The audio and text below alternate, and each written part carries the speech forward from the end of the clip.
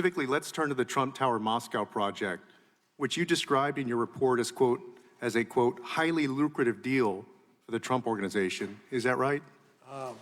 I would have to look at the quote from the Sure. report if you have it. Sure, it's on volume 2, page 135. It's described as highly lucrative.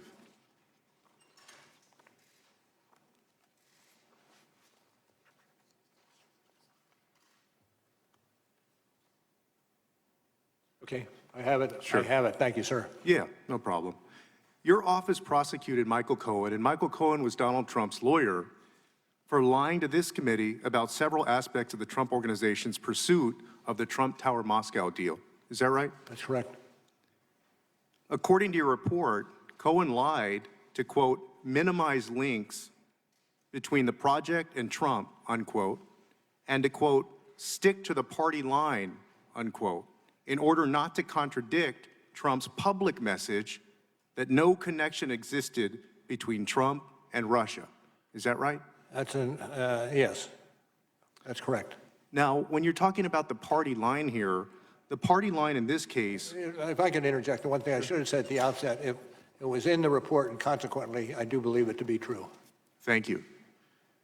The party line in this case was that the deal ended in January 2016. In other words, they were saying that the deal ended in January 2016 before the Republican primaries.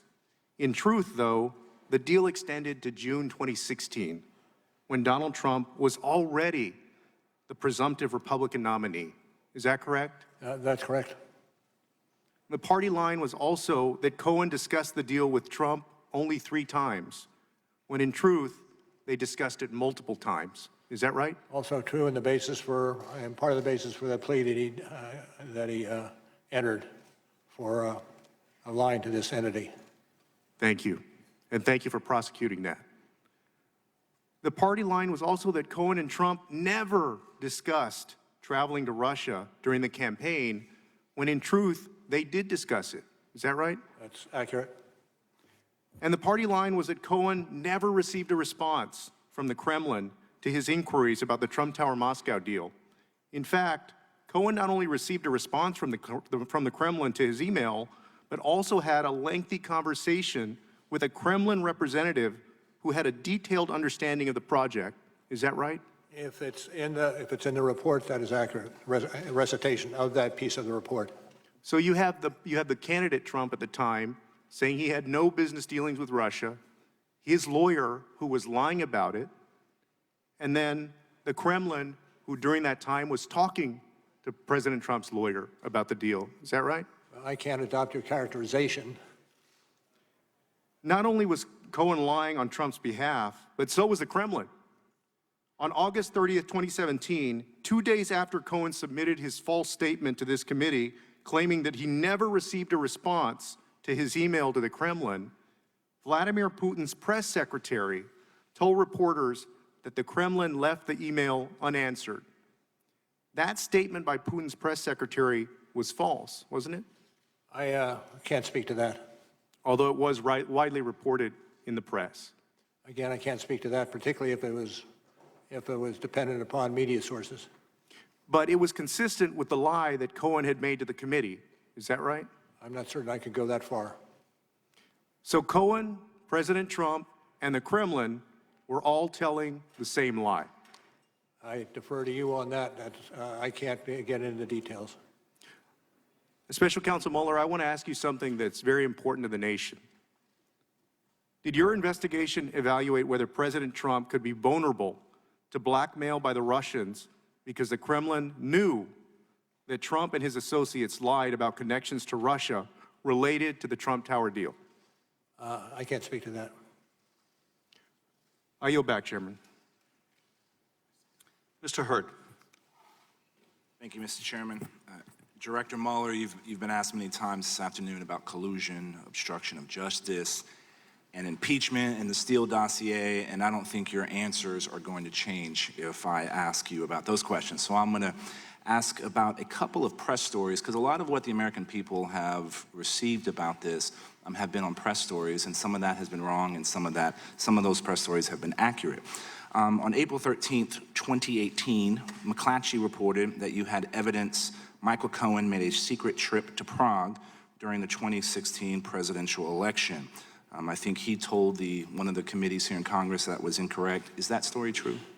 I can't, I can't go into it. Got you. On October 31st, 2016, Slate published a report suggesting that a server at Trump Tower was secretly communicating with Russia's Alpha Bank, and I quote, akin to what criminal syndicates do. Do you know if that story is true? Do not. Do not. You do not? Know whether it's true. So did you not investigate these allegations which are suggestive of potential Trump-Russia? Because I believe it's not true doesn't mean it would not be investigated. It may well have been investigated, although my belief at this point is not true. Good copy. Thank you. As a former CIA officer, I want to focus on something I think both sides of the political aisle can agree on. That is, how do we prevent Russian intelligence and other adversaries from doing this again? And after overseeing counterintelligence operations for 12 years as FBI director, and then investigating what the Russians have done in the 2016 election, you've seen tactics, techniques, and results of Russian intelligence operations.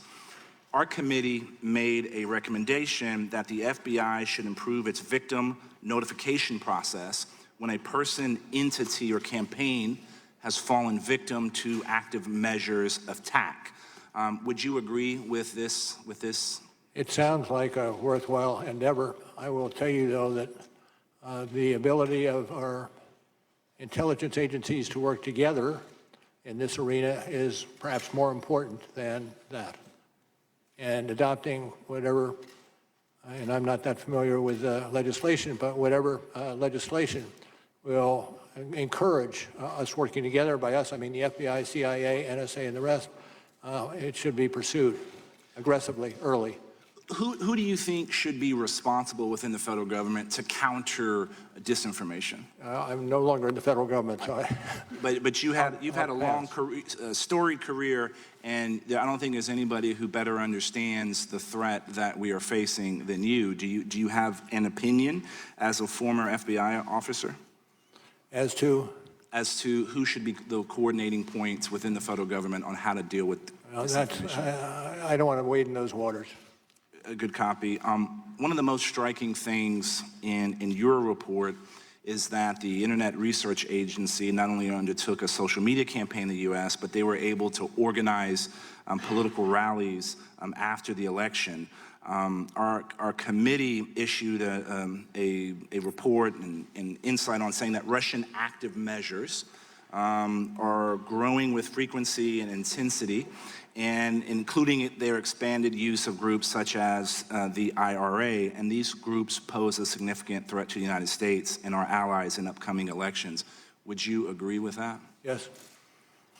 In fact, one of the other areas that we have to look at are many more companies, or not companies, many more countries are developing capability to replicate what the Russians had done. You alluded to making sure all the elements of the federal government should be working together. Do you have a suggestion on a strategy to do that to counter this disinformation? Not overarching it. Is this, in your investigation, did you think that this was a single attempt by the Russians to get involved in our election, or did you find evidence to suggest they'll try to do this again? No, it wasn't a single attempt. They're doing it as we sit here. And they expect to do it during the next campaign. Director Mueller, I appreciate your time and indulging us here in multiple committees, and I yield back to the ranking member if he has. I yield back to the chairman. Mr. Heck. Director Mueller, I'd like to go to the motives behind the Trump campaign, encouragement and acceptance of help during the election. Obviously,